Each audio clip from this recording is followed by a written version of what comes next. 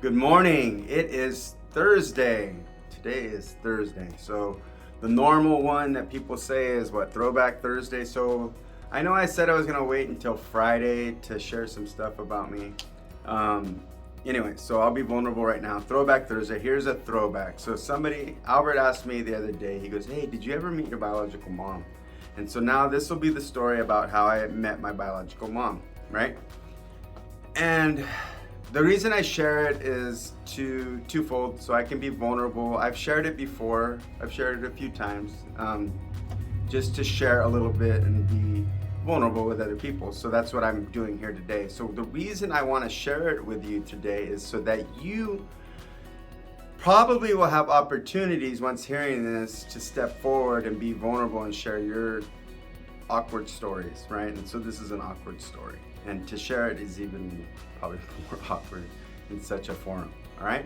And so I like to dance. I was about 19 and a buddy and I went from Kingsburg to Fresno, and there was an 18 and over club, right? And so it was really cool. He goes, "Hey, you're gonna dance with that girl, I'm gonna dance with that one. Let's make this happen," right? And I was like, "Cool, let's get this," right? So then we hit it off and danced the night away as young people do and had fun. And this is way before cell phones, right? And so we got each other's numbers throughout the week. We called each other, and then we had set something up for the following weekend. And they came out to Kingsburg, and for some reason, we got locked out of the car out at the river, right? It's an abandoned park out there in Kingsburg by the river. And we got locked out of the car. Well, it was early in the morning. It was like 12:31, so we stayed in for a while. Anyway, we're walking up and down the river, getting to know each other, holding hands as young people do, and looking up at the stars, right?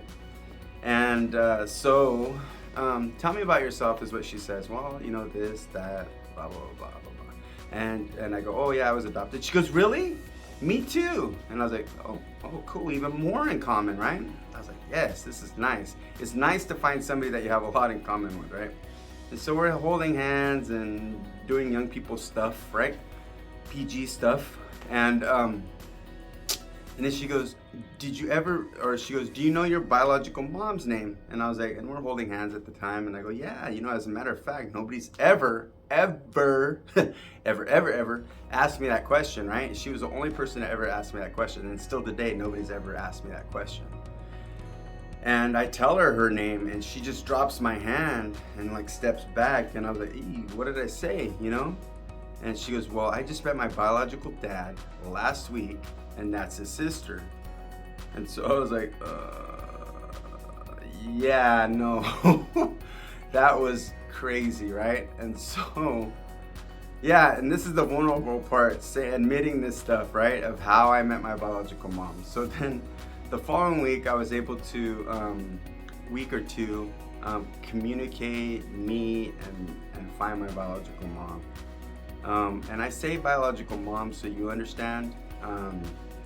And for me, I'll never take the word mom lightly, right? So my mother, and I'm gonna say this one time, my mom that adopted me is truly my mom. She went through a lot to get me, to keep me, and to always love me, right? And I will never take that away from her. And so if I ever do say adopted mom like I just did, it's just so that you understand it, but I know who my mom is, right? And so I have a biological mom, I have my mom, and then I have a foster mom, right? And both my biological mom and my foster mom have since passed. I had a good opportunity. My biological mom had turned her life around. Again, she was 12 when she had me, turned her life around, and at some point got lost again. And then at some point she ended up passing away. And so I had a good opportunity to give her away at her wedding. She got married again, or she got married. And like I said, she was living a good life for a little while and lost her way, you know, and as we do, we lose our way, right? Without a spiritual connection to God, I find for myself, I lose my way, right? And unfortunately, she did lose her way.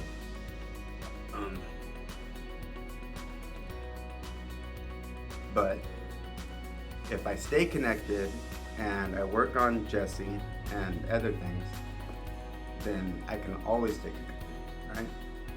Anyway, um, so the other thing that I asked yesterday was, who's Jesse, right?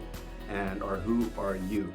And I'd like to know what answers you came up with, right? And so the way I've seen it and felt it is that I'm a spiritual being living in human existence or experience, right? And so, like, I believe that I am a spiritual being, right?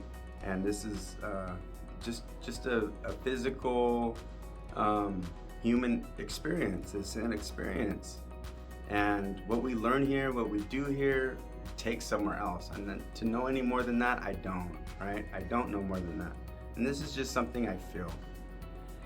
And so, I don't feel awkward sharing that. At some point, I would have been, I would have been awkward. Oh, what are they gonna think? I don't mind. You think for you, and I'll think for me, right?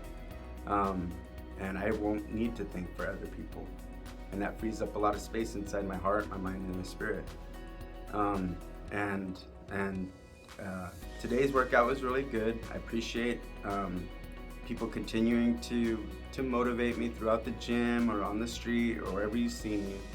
And I really hope something that I've shared today connects with you. It's kind of funny. It's funny finding out that that was my cousin, and yeah, it is awkward to share. There's a lot of things that we could probably share that we just sweep under the rug. It's like, right? But look at it, and if it helps somebody, it helps. It's there to help, right? Anyway, that's my intent today, is just to help you and help myself. My name is Jesse the Barber, and I look forward to you seeing me tomorrow. Thanks.